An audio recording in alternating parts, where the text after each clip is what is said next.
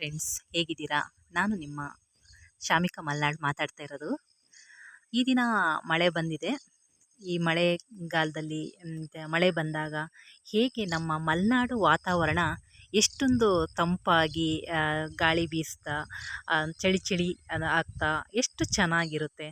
ಹಾಗೆ ನಮ್ಮ ಪ್ರಕೃತಿನೂ ಕೂಡ ತುಂಬ ಸುಂದರವಾಗಿ ಕಾಣಿಸ್ತಾ ಇದೆ ಅಂದರೆ ಎಷ್ಟು ಚೆನ್ನಾಗಿದೆ ನೋಡಿ. ಈ ಮಳೆ ಬಂದು ನಿಂತಾಗ ಈ ವಾತಾವರಣ ಹೇಗಿರುತ್ತೆ ಅಂದರೆ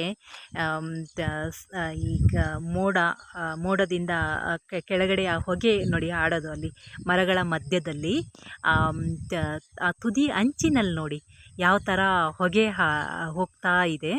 ಈಗ ಒಂದು ಸಮಯ 5:30 ಆಗಿರ್ಬೋದು. ಥರ ತುಂಬ ತಂಪಾಗಿದೆ ವಾತಾವರಣ.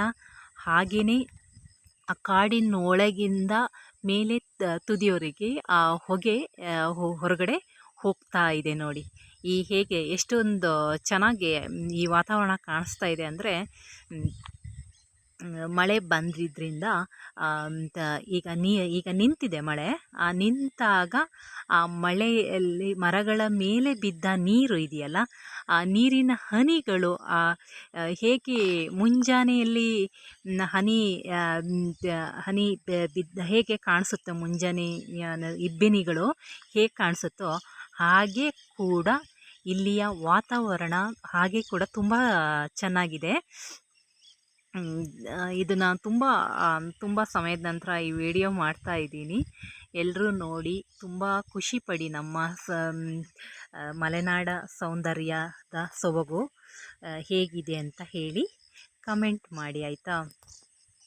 ಹೇಗಿದೆ ನಮ್ಮ ಮಲೆನಾಡ ವಾತಾವರಣ?